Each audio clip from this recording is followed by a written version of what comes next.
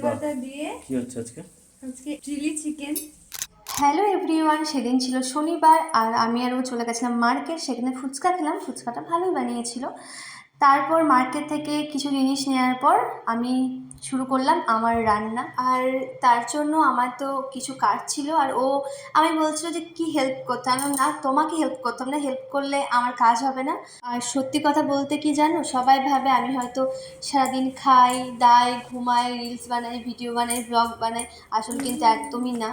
অবশ্য ও খুব ভালো রান্না করে, তবে আমিও কিছু কম যাই না, আমিও রান্নাটা ভালোই করি। ও হয়তো কোনদিন মুখে বলবে না, ওকে জড়বো এত ভালো মন্দ করে করে খাওয়াই। তো আজকে শনিবার ছিল, কালো ছুটি, আজকে লেট হলেও কোনো ব্যাপার নয়, তবে লেট হয়নি।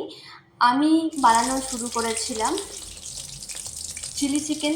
তোমরা বুঝতেই পারছো, ফার্স্টে ম্যারিনেট করে তারপর মানে কোটটা বানিয়ে নিয়েছিলাম চিকেনের।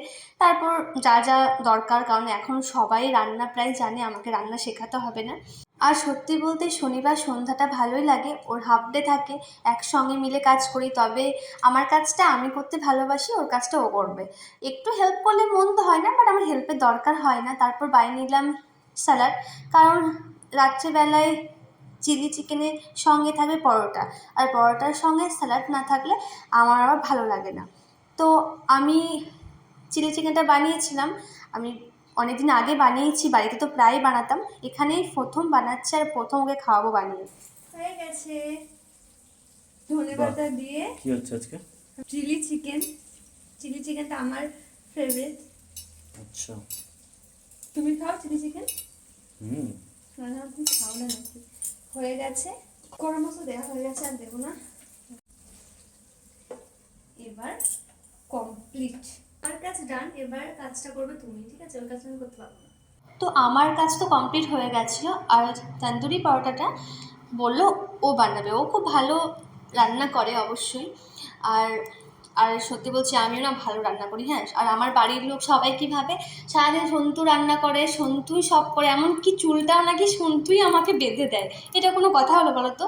অবশ্য সন্তু কিছু বলবে না যে আমি এত ভালো রান্না করি। যাই হোক, ও সেদিনকে পরোটাটা বানালো, পরোটাটা বেশ ভালোই হয়েছিল, খেতেও ভালো হয়েছিল অবভিয়াসলি। টাটা, তুমি এখন রান্না করো, আমি একটু রেস্ট করি। বাহ, খুব সুন্দর হয়েছে তো।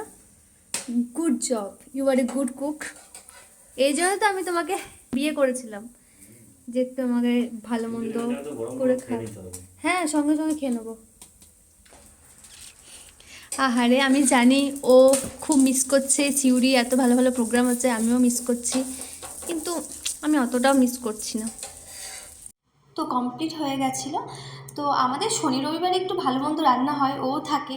আর এমনিতেও হয়, কারণ আমি ওকে অনেক রান্না বান্না করে খাওয়াই, কারণ আমি জানি কোনো দিন কোনো বর সেটা স্বীকার করে না। যাই হোক, তবে আমাদের এই ছোট্ট মতো একটা সংসার ভালোই লাগছে অবশ্য। নতুন জায়গা, এখন অ্যাডজাস্ট হয়ে গেছে পুরোপুরি। তো দেখো আমার রান্নার কালারটা কেমন এসেছে, কি সুন্দর না? অবভিয়াসলি আমি সত্যি বলতে চিলি চিকেনটা ভালোই বানাই, রেস্টুরেন্টের থেকেও ভালো।